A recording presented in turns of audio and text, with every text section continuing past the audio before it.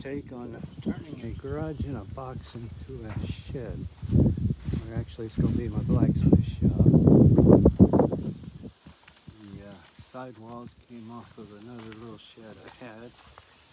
The red metal was donated from my wife's late grandmother's estate. This will be the front door. And then the inside, I've got